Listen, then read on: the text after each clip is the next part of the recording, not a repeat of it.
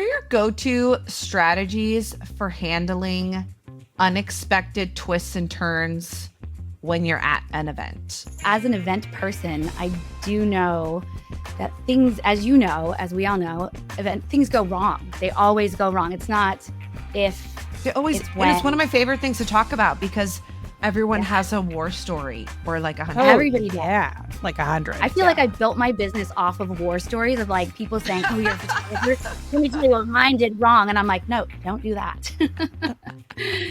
One time it was, "Oh, my photographer ate out of their hand, just like grabbed from the buffet a handful of shrimp and shoved it into their mouth, like on the dance floor." I'm like, wow, that's that gutsy. photographers. That's just gross in general.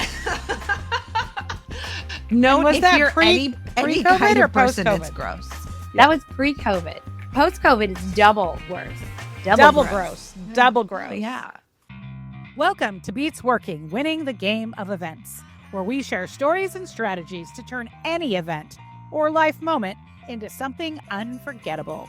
Events are wild, and the people who work in them are some of the most resilient humans on Earth. If you know, you know. So come with us behind the curtain for a look at their most memorable experiences. As they say, the show must go on, so let's get on with the show.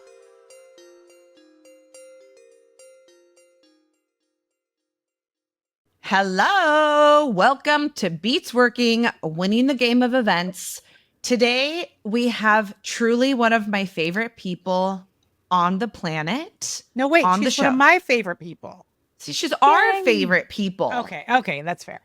I mean, to be honest, she's probably the favorite people of so many because this person is a friggin' rock star at her job.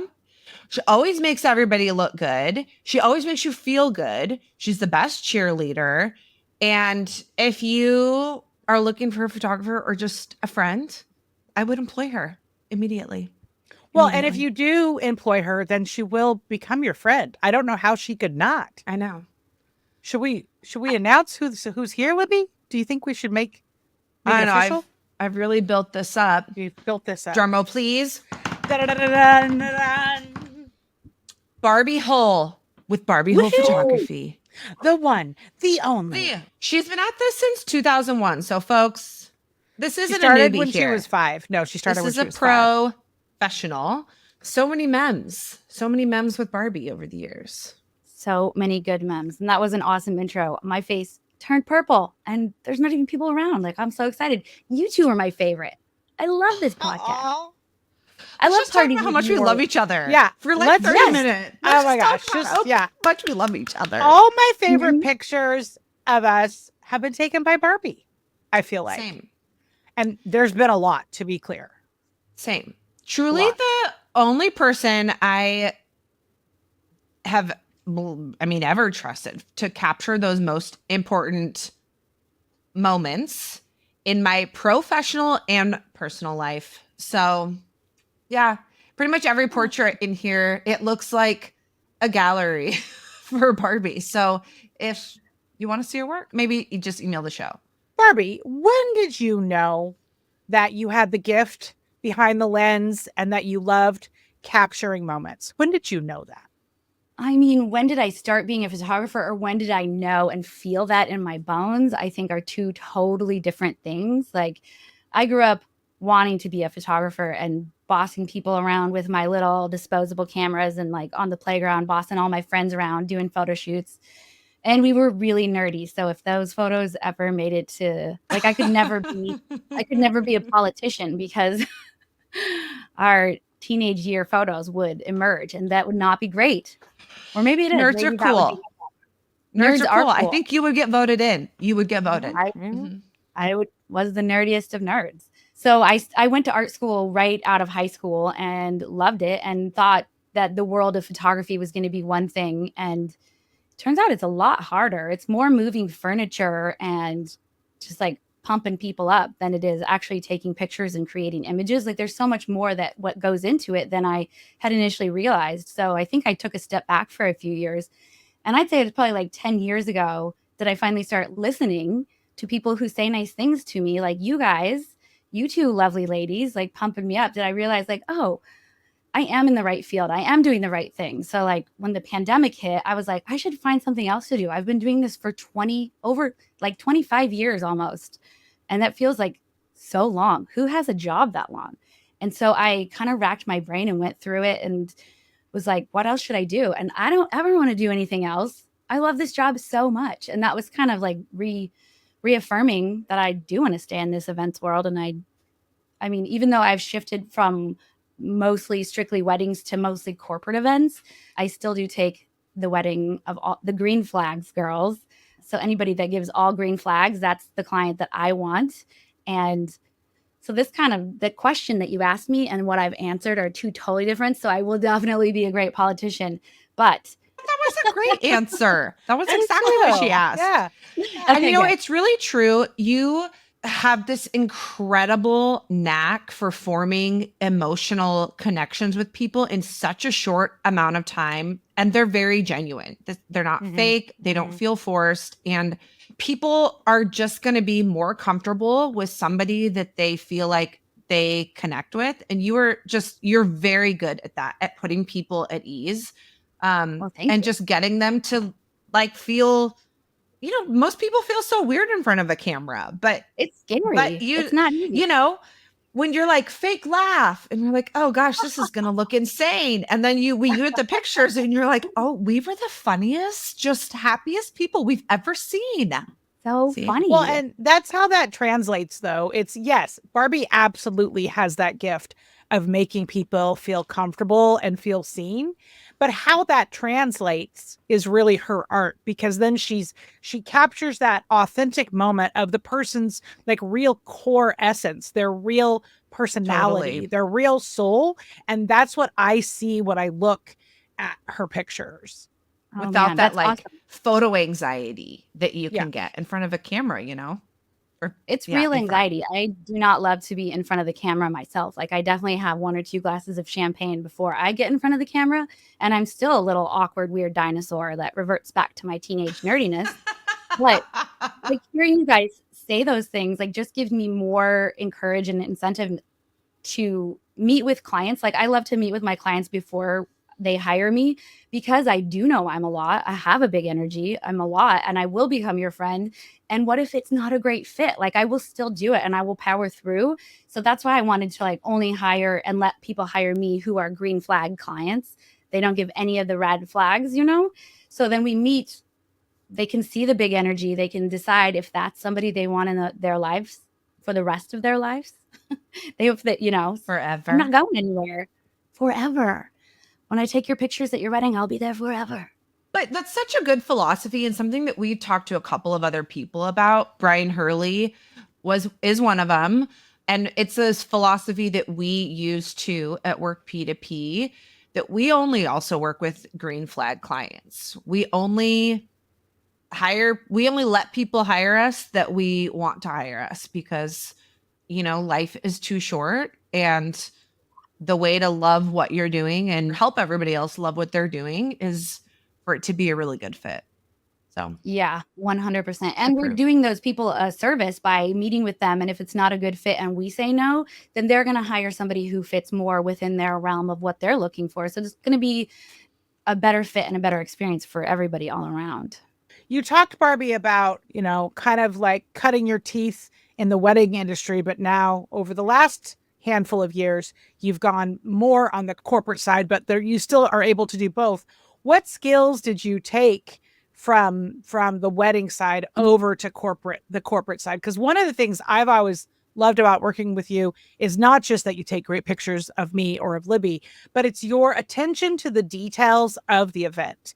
And as an event planner who puts all the time and creativity into planning out all those details, whether they're centerpieces, whether it's a unique experience that like is a surprise and delight for guests around the corner, you do such a great job of capturing the story of an event from all kinds of angles. So I love that you say that. And I love that we're on the same page with that, because that is what I bring to corporate, is the personal feel. So with weddings, everything was personal. All the guests are personal, all the decisions, all the ribbon color, like every specific detail is so personal to the people planning and being involved in it.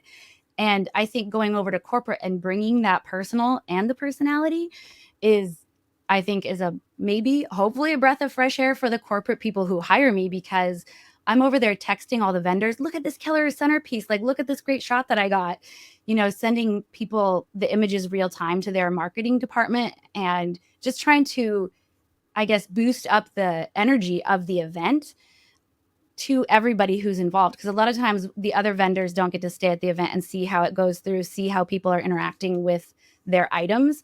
And so I like to take pictures of the details, tell the story of the day, not only for the people who are going to view the images later, but for all the people who helped to create it, because that's their baby. And they worked potentially for months on something that will get used up in hours and then be gone and done. So I like to do that. And I also like to bring the hypeness that I would bring to my brides and grooms, to my couples. I try to bring that, where I'm encouraging bad behavior of the guests at the corporate events, which I don't think other people necessarily do. When I see people like on the fence of like, should I interact? I'm like, you should do that and stand on your head. Yes. Like jump, like encouraging adults to get into those bounce houses and things like that. And maybe they wouldn't do if somebody wasn't over there like shouting their names, right? What are your go-to strategies for handling unexpected twists and turns when you're at an event? Oh, yeah. As an event person, I do know that things, as you know, as we all know, things go wrong. They always go wrong. It's not if, They always, it's and when. it's one of my favorite things to talk about, because everyone has a war story, or like a Oh, hundred. Everybody does. yeah, like 100. I feel like I built my business off of war stories of like people saying, oh, you're a photographer. Let me tell you what mine did wrong. And I'm like, no, don't do that. One time it was, oh, my photographer ate out of their hand, just like grabbed from the buffet a handful of shrimp and shoved it into their mouth, like on the dance floor. I'm like, Oh, wow. That's Things that pertain to gutsy. photographers, but that's just gross in general. No, And was if that you're any pre-COVID kind or of person, it's post-COVID? gross. That was pre-COVID. Post-COVID, it's double worse. Double gross. Double Oh, gross. yeah. Yeah. Okay. So when things go wrong at an event, I really like to laugh. And I think that was a fake laugh that I just did, which is a chuckle because I'm nervous. And that's what I do when I'm nervous, is I laugh. But when things go wrong, if something happens, if something falls, like if you laugh and show people that this is funny, it's not life ending. Nobody's going to die. I mean, unless somebody does die, don't laugh. But like, Don't actually one time- laugh. Not even a fake Don't- chuckle. don't do it. Yeah. Okay. So one time I had a groom who stomped on the glass at the end of the Jewish ceremony, and the glass went right through his foot, right through his shoe, and in through his foot. Oh my And it gosh. punctured What kind of shoes was he wearing? What kind of glass was this? Yeah. So he was not Jewish, and his groomsman was not Jewish. They were doing this for the bride, and he thought, oh, a louder pop means I should get like a goblet, right? And no, that's not right. Oh, you should not get a goblet. You should have like a light bulb. So he stomped on like a big fat like goblet, and it was not great. And so we had to call the ambulance, and we were at a park. I was the only one with the car, because the wedding was going to be like a little park wedding, and then we were going to go to a restaurant downtown. And so everybody was like horrified. Obviously, he's in pain. Was there a lot of This is not blood? great. Was there There was a lot of blood. I saw blood. But instead, I just like tore off some cardboard from like, instead of freaking out, I should say, I tore off some cardboard and I wrote with lipstick, just married. And then we hopped into the ambulance for a quick little photo shoot. And then I went That's so to the cute. Aw. Yeah, right? I went to the hospital with him and got some stitches photos and made some pain pill jokes. And then the guests all waited for us. And then we just had a quick 5-hour pause while he got fixed up. And then we started again after everybody got back. Okay, that's so cute. I kind of would have liked it if you had written it in blood instead of lipstick, but you know. Oh my God. Why didn't Excuse I think me, of can that? I get That's some why of I'm your in blood, New York. sir? Sorry.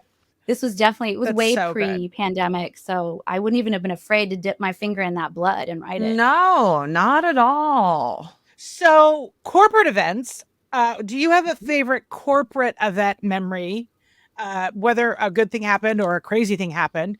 And I mean, bonus points if it's an event that you worked on with us, but you don't have to answer with one of ours. So an interesting corporate event, I would say there's always good and bad. We've had so many funny things have happen where we've caught affairs happening and they like want us to take pictures, but to start a new Dropbox account where we just put their affair photos in this separate one and then delete them from the cameras. And I'm like, this is so risky. At a corporate event? At a corporate event. event? And their partner was also there. Like both partners, other partner was there. What is wrong with people? Oh my gosh. It's so shocking. I know. It's wild. God, the guts. You would not be wow. shocked to know that at the end of the year, those people did get divorced.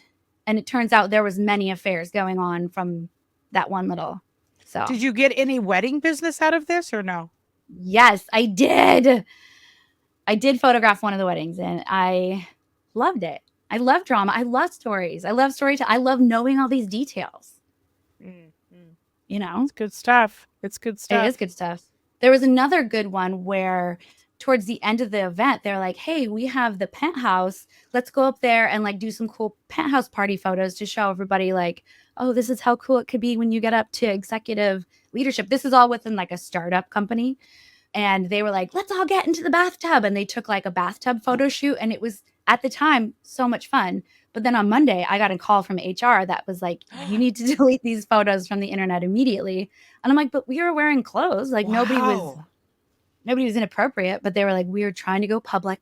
You can't be in the bathtub with your We can't coworker. have all of our leadership team in a bathtub together. This doesn't work. Yeah. I mean, yeah. Things we didn't think about. Gosh. It was I like, mean, that's just wild. the things that you learn about people. I mean, that could be its own podcast. Just scandalous stories from behind the lens. How do you prep when you know you're going in for a long day, Barbie? Like, what does that look like for you? so usually these corporate conferences, like the ones I just talked about, are like 3 to 5 days, and I'm with them 24 hours a day. They usually utilize me anywhere from like 12 to 20 hours. So I know that I'm going to prepare like a marathon. Like I pack my gear and extra batteries and all that jazz that I would normally do. But then I also pack, snacks and drinks and like have everything on hand nearby, because you're kind of like, I don't even know how to describe it. Going in. Did you used to do like sleepaway camp in high school, like DARE? Did you guys Oh, yeah. graduate from DARE and you got to sleep at the school overnight? I don't think It's we kinda got to how it do is. that, but I did graduate from DARE. Good job. Congratulations. I did not, Thank but you. I did end up becoming an alcoholic and an addict, so that's probably why. That's I'm cool, sober too. now, for those of you listening But that now don't you're know, in but recovery. yeah. So you Yeah. you also have graduated, but from a more intensive DARE Yeah. program. Yeah, mine was You much had more to go through hands-on. that in order to be the awesome, famous person that you are. Like, what if you didn't go through that? You're like Then you you're a wouldn't be DARE famous. officer. You would be a curator, right? Barbie, since you have been doing this since 2001, which is a Yeah. long time, you Oh, yeah. have seen a lot of trends come and a lot of trends go.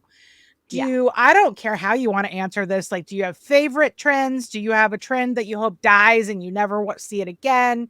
Like, what Oh, has yeah. this journey through trends? Because, I mean, obviously 2001, that is pre-social media, right? So, like, That you have is. seen it all. You've been on the front line with your camera. So, what has that been like?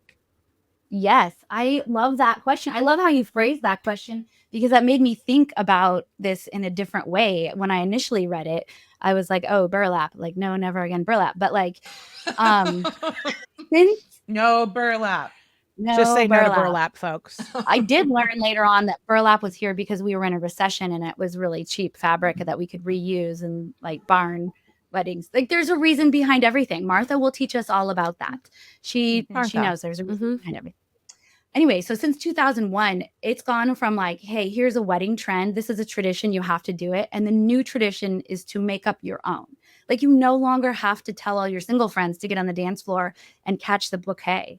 You get to bring in your own tradition of like telling jokes or putting on wedding court or whatever it might be that you want to do at your wedding. Like, you get to make the whole day your very own. It doesn't have to be like the color of the year, it's like encouraged to be your own personality brought into the wedding. Like that's the best trend that could have ever come. That's so true. Do what you want. But Do since what you you want. mentioned bouquets, I feel like I need to share a bouquet story. Okay. Elise is bracing herself. I am. I've got so many bouquets, probably like, I don't know, 3 or 4 as an adult. Also, I was a flower girl in at least 3 weddings, maybe 4. I Wow, was professional. I know. I was also Mary in the St. Mary's Catholic Church Nativity Mass 4 years in a row. Ding. No one else has ever beat that record. Anyway, I caught a bouquet at one of the weddings. Not as What- Mary, to be clear. Not as Mary and not as an adult. I was a flower girl. Okay. And you know what? They said all the single girls. I was, 9 or 10. and I So was definitely single. So I get out there. And I think at this point, this was my first one. I had a pretty good track record. But she threw it. And there is a photo of me leaping to catch this bouquet. I didn't push anyone down, but nobody else was going to catch that. I caught it. I leaped. I caught it. The photo's amazing. They made me give it back to the bride so she could rethrow it. No way. That is Crushing. Because I was a flower girl. Mm-hmm. You see why these Right. traditions need to be gone See? for? I See? know. Because At my now wedding- I carry this trauma. Yeah. And it's traumatic. I understand. That was embarrassing too, I'm sure. Yeah. I would never do that. At my wedding, I gave my bouquet to my mom and dad and made them do their own dance because they've been married for like 45 years. And that's Oh, so that's sweet. cute. adorable. I love that. That wasn't a trend or anything. I just something I like. What is life like, though, really, as a photographer before and after social media?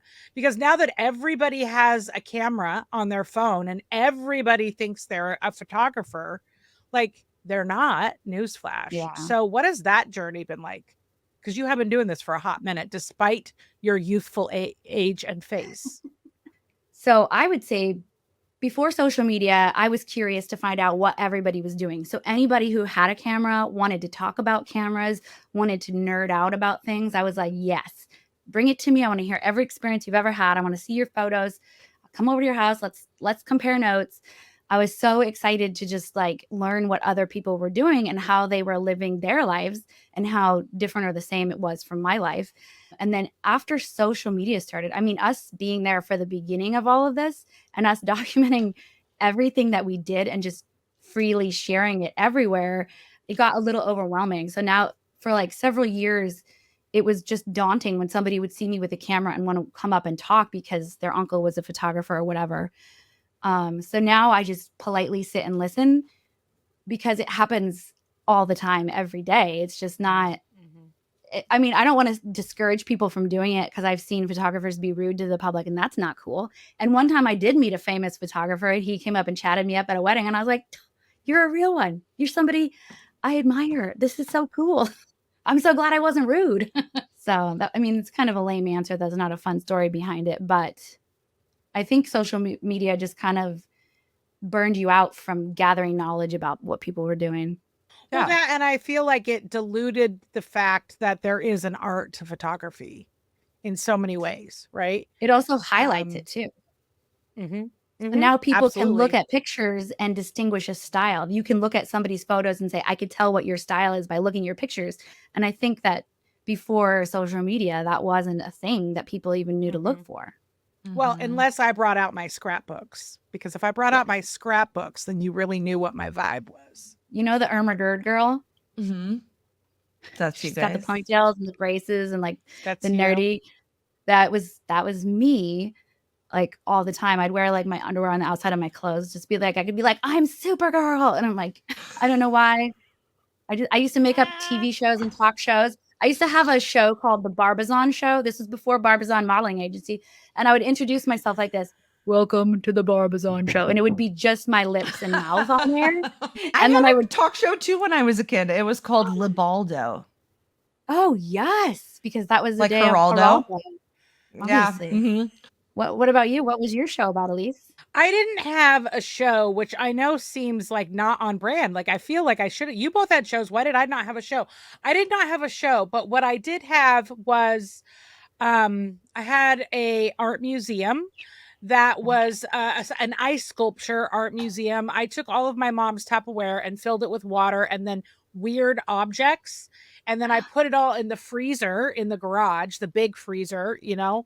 And then while it was freezing, I went around the neighborhood to sell tickets to my show and tell everybody why my show was going to be the best show. And if you weren't there, you were going to miss it. And so then I set up my ice museum and people bought tickets and came to my show art museum. I do think this is actually a really good turn of a subject. I actually think every event person that I know, photographer, planner, catering, DJ, whatever your part is in an event, I think that you have had that in you since you were a kid, that you are uniquely cut out and put on this earth because you have this gift of creating these moments, whatever your part of it is. Because I look back and I'm like, it's always been there. It's all these weird things that make me have always been there. These superpowers, if you will. Can I just tell a quick story right there on that? Because Yes. when I was like 9 years old, I made a dance troupe and decided, how are we going to be like a dance group? What we need first is outfits. So what we need before outfits is money to buy the outfits. So I went to the bank, and my friend Morgan and we went to the bank in our little town and we said, we want to have a fundraiser. Can we do a car wash? Can you tell all of your clients that they need to come have their car washed here by us on Saturday and pay us the money? And we're going to do that. So we went and got the car wash materials. We made signs. We were down on the road, like promoting it. We raised like $500. And this is like in 1989. That's a lot of money back then. I know. And then my Good parents for drove you by guys. and they were like, what? What are you doing? We do a fundraiser for nothing. And they made us give the money back. But the bank was like, no, What? they're not giving the money back. So that we donated, because we were in a 501c3. We don't have the paperwork in order for this. They were like, you don't even have dance skills, let alone a dance group or people joining your dance group. So they made us donate the money to the local youth center. And we went to dances there. So they hosted a couple dances on our car wash. So your fundraiser was adjacent to the final cause that it benefited. Oh my gosh, Barbie, that's so funny. That sometimes gets brought up when we have reunions. That's like that there was real money involved. $500. That's a lot. In 1989, especially, that's a lot of money. You know where I kept the money? In your Under shoe? your mattress? In my fanny pack. Oh, yeah. Green and orange. I love a fanny pack. I still love a fanny pack. I will always love a fanny pack. Heck yeah. Always. I used to And have you one that guys was like love- all different colors. And when I'd go on, like, it was like kind of like bright but muted. Is that a thing? Bright but muted, like pink, teal, blue, purple, you know, that kind of like 80s, but not like neon, just bright. And I would stuff it full of Cheez-Its. I'd fill it with Cheez-Its. Shocker. And before my bike rides, I'd also put them in the pockets of my windbreaker. Just stuff them with Cheez-Its. And when the Cheez-Its were gone, I was like, Time to go home. The bike ride's over. When should I come home, Mom? At dark? No, just come out home when you run out of Cheez-Its. Come to stock back What's up. your You're like the favorite original snack? Napoleon. What's your favorite Dynamite. snack, Barbie, when you're working? What's your Ooh, favorite my snack? favorite snack? Oh man, that's hard because I've been dieting, so I think I love all snacks so much, but Gushers would be my favorite. Gushers are Oh, yes. so But I bad get for those you in and the summertime so- for the boat. They're so good. But I usually don't share them with anybody. I just eat them myself. secret ones. Yeah. You know what I think of that I have burned your name with, Barbie? Like when I think of you, I also think of this because I didn't actually know this existed before I met you. What is it? A glitter gun. I almost cussed. I love glitter guns so much. I know you do. You What love is a it? glitter gun. I mean, I can imagine what it is, but I don't know that I've ever seen one. What? Girl, It I've is a seen confetti, revolver. little confetti poppers. No. Yeah, no, it's a revolver and it has 6 loaded casings that shoots out glitter. I can't believe I have not shot you. Oh no, you have gifted me 1 or 2 and I have used them. Yes. My kids love those too. Yeah. I know what you mean. Mhm. Because you can like refill them and you keep it going. You keep those cartridges filled and you could just go to it. One time I used it for evil and not fun partiness, and that's burned in my memory, and I'll never do that again. Although, Tell us what happened. oh, we were at a casino in Vegas or outside of Vegas in Laughlin. I was with my mom. We were having a great time. And this lady just decided to be mean to my mom, which is insane because my mom's the funnest person on the planet. And so I pulled out my confetti popper. I popped it at her and it scared her. She thought it was a real gun. I'm like, it's yellow. Confetti. It's confetti. It's kind of One terrible. time I used it for evil. I will never do that again.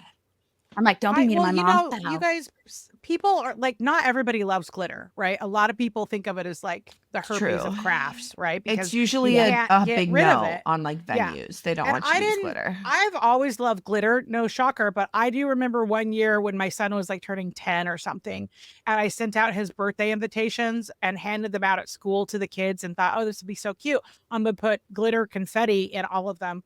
Well, I didn't think about the fact that these kids wouldn't open it until their parents picked them up from school and they would open it in their car. And then there was like glitter all over the cars. I did not have a lot of friends. And then every that time year they on the see you, PTA. they see the glitter. They'll think of you. And that's Yeah. so wonderful. That's why glitter is the That's gift what I that keeps thought, on except giving. they didn't think of me in a fond way, I don't think. Yeah. My Now they dad have those refuses to cannons. open mail from me. He refuses Because he to knows open there's going mail to be from glitter in me there. anywhere but outside over a garbage can. Do you Mhm. guys remember the last few years of Get Hitch, Give Hope? We were banned from bringing in glitter or confetti cannons from the Four Seasons because we broke 4 yeah. of their vacuum cleaners. Yeah, that's true. That's factual. Glitter breaks vacuum cleaners. Wow. We used the big ones so that they were easier to clean up, but turns out that just clogs the It clogs the it. vacuum cleaner. Clogs it right up. Vacuuming is a little bit of a mundane task, which leads me to one of my favorite questions. What is a mundane task that you secretly or not so secretly love to do when you're at an event? I love how you phrase that. You're so good at this. You two should you should host a podcast because you're so good at asking questions. It just Thank inspires you. me to tell stories. Okay, so at weddings, I'm going to go back to my wedding world. I saw a TikTok about this just the other day, and there was this planner who was like, grooms, or anybody who wants to wear a bow tie, if you're going to wear a bow tie at your wedding, don't come talk to me. You have to watch the video and learn it yourself. Don't come ask me how to tie it on the last minute. And I was like floored. And that's when I like realized like that's something I love. I love being a Girl Scout. I'm always prepared. Yeah, just like simple little getting ready tasks because getting ready is like such a personal thing. And if somebody's like, we don't know how to tie a bow tie, I'm like, I sure do. I learned it because I knew this moment would come up when I could help you and like let me come in and whip it into shape. And it's like my time to shine. You know, like people don't know how to bustle. Good I'm like, job. I do. You need a knife? I have one in my dress pocket. Look at it. That's And it's very rainbow Girl fun. Scouty. Thank you. Yeah. It's like a different Well, level and of that, preparation. you talked about the superhero underwear on your outside of your clothes as a kid. Like your superhero-ness has continued on in your career. Just in with different, all of these different ways. little hacks. All the ways that you can save the day. Okay, love you to mentioned save the day. pockets, dress pockets. What is your go-to day of event uniform? What are you wearing and why are you wearing it? Yes. This is very specific, and I'm glad you said it. I should get a link to be a salesperson for this company. This company called eShakti. I don't think I'm saying it right, but I order my dresses on there because you can order sleeve length, neckline. You can have any fabric changed into like an A-line or a slim fit, whatever, a wraparound dress. You could add or delete pockets. And so I always order in different fabrics, usually black or an easily, like if you were to spill something on yourself, it wouldn't show up on your dress on the Mhm. fabric. So it's usually a black or a dark one because I'm generally crawling around on the ground trying to get all the good angles. Army crawling, trying to get the bow Yeah. ties tied. Exactly. I got it's like going to war, but not. What was But champagne different. and macarons. Yeah. and glitter. And confetti poppers. Yeah. So much glitter. So you also have been known to shoot with your husband. So what's that like? And I mean shoot with a camera, not like guns at each other. So like what's that like to work with your significant other? Well, you know Chris. You both know Chris, and you know he He's the is a best. gem of a human being. He is He so really great. is. If he's He around, really is. he wants to be involved. He wants to help. So when we first started dating, he's like, I want to be a photographer. And I was like, no, there's too many in this group. You should do something else. And so I refused to help him. So mean. And I also know if you No try room to at this teach your partner- table. No, do your own thing, you nerd. Seats taken. Seats taken. Thankfully, like from he Forrest is Gump? a nerd. Oh yeah, we know. We get all your movie references. They're good. Okay. So he is a nerd, an IT nerd, and he was like, I'm just going to go on the school of YouTube and I'm going to learn. And he learned about all my lighting equipment. He can take it apart, put it back together. He fixes everything. And he's so good at the lighting. Like, I'm so impressed. And so he got his own system. I'm Nikon. He got Fuji, which I'm like, why wouldn't you just do the same? But that's fine. It's another world. It's all right. That's another conversation, I should say. So he taught himself, and then he started coming along to shoots and like kind of seeing how it goes. And he loves it. And the crowd seems to love him too. And it makes me jealous when he gets to be the favorite, but he's a lot stronger than me. So he can carry heavy things and like redo the dance floor and like rewire some stuff, you know. He's been the bartender because he got his bartender license because he too wants to be like a Boy Scout, always prepared. Look at you, this little jack of all trades. Both of He you. really is. We both got our food handlers we permit. should just put in case. together an events university, like the university. If you really want to be in events, these are the actual lessons you need to learn. Yeah. Wait, he has his food He's a handler's skill. permit? And his bartending license and a drone license, just in case. I feel like I need to have him at every event just to in case I need a MacGyver to do Yes. Can he any of also those do things. CPR. He also Can he has do a ham CPR? radio. Oh, wait, what was that? CPR. Can he do CPR? Yep, we're both licensed into CPR. Not licensed, but certified. Uh-huh.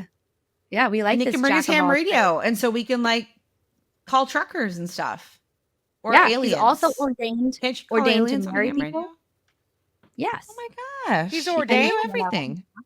I've never talked to This one, is but I This is say a with real confidence. trend. We interviewed someone on a different episode who is also in the wedding business and got ordained because she mentioned that the officiant would come and do the ceremony, but and people would get busy and they would leave without signing all the official paperwork, and you still need to have that done. So she's like, I'm just going to get ordained so I can do that. I can do that for Yeah. people. These are things I would have happens. never thought about. I would have never. I learned thought how to fill out those forms in every county and in several states. We actually got Right. ordained so that Chris could be the guy when we did an elopement. We had a couple who we love so much, and we made them be best friends. We've gone on vacation with them now.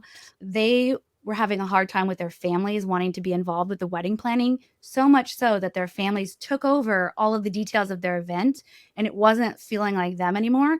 So we just flew off to Greece, Santorini, and they got married on a hillside. Chris married them on like a cliffside in Santorini, and it was so beautiful. And I photographed it, Oh and my then gosh. we were like, I feel like I've seen photos of that. I'm going to go back and look on Instagram later so I can relive that yes, memory. that was a great time. It's good to be prepared. Well, it's clear you have the bug. It's clear that you love people, you love events, you love capturing moments. Like it's just who you are. It's just sure do. a part of you. And I love you too. And this podcast, this is so fun, you guys. Your job is so and we cool. love you. We all love each other. It's a love fest. Yeah. Well, you know, and that's why I think the show is called Beats Working, right? Because when you're winning the game of events or whatever it is that you're winning the game of, whatever your job is, work, whatever, it doesn't actually feel like you're working. It is, Right. you're just getting paid to be you. And that to me is, that beats working. that Beats is working, everything. folks. Yeah. It's everything. That's so It's good. everything. Well, do you have any final words you'd like to share with our very big audience There's Yes. so Like, many of thousands them. and millions, like where they can find you, Oh, yeah. what your Okay. astrological Wait, sign is, whatever Anywhere you you'd want like share. to travel. If there's anyone going on a little trip somewhere where they can take you to take pictures with them. yes. I would really love to photograph an event in like Puerto Rico. I think that would be a really Ooh. fun one. Or Cuba, some little island somewhere where it's warm and beautiful and I haven't been. Mhm. Wait, before I go and say my goodbyes and tell people where to find me, can I just tell you about my favorite end of night after an event, what Chris and I like Oh, to yes. do on our way? Yes. What's your favorite Yes. way to decompress? Okay, so after an event, like usually a long day of talking nonstop and being on, we like to go to one of those foot massage places and soak our feet and get like a peppermint foot scrub and just sit in silence for like an hour, which I can't even believe that I I would love ever those. for an hour, but they're so awesome. Do they And I also would like like rub your somebody- head and like do They and do. kind of like your arms a little bit and stuff? We used to go to one in Kirkland called the Beijing Foot Parlor. I think it's closed now, but Yeah. it was the best. There's one in Finney that's like Happy Feet or something like that we love so much. Yeah, they do your Yes, shoulders and shout out everything. to Happy Feet. Well, and they're Shout usually out- open pretty late, right? They are usually it's they like keep- 11. They keep late hours. Yeah. Which is great for us Oh. events people. But I would like to just send it out to all of your listeners that the next person who wants to open one of those bars for events people where we can go and like talk about commiserate maybe a little bit where there's no clients anywhere near, but just other event people. We can soak our feet, download our photos, decompress, have a cheese bar. Like There we you can all go. throw out our tips of our favorite things we like to do after events. And somebody's got to create that space for us. Well, I think the Beats Working Winning the Game of Events podcast should be leading the charge in making that Yes. happen. Mm-hmm. Yes. Mm-hmm. Yep. Agreed. I'm like on it. it. I'm going to find us a space. It will not be my basement, but You someplace find else. a space, I'll find a sponsor. Barbie will Mhm. show up and capture it all.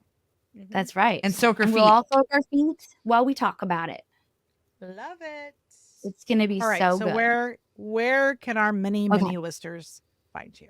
All right. I am on the internet. You can find me at barbiehull.com. It's HULL. And I'm on Instagram, Facebook, everywhere as Barbie Hull. I don't have TikTok because I don't know if it's going to be around, but you can find me at all the other cool places. Well, Barbie, thank you so much for coming on today. We're definitely going to have you back.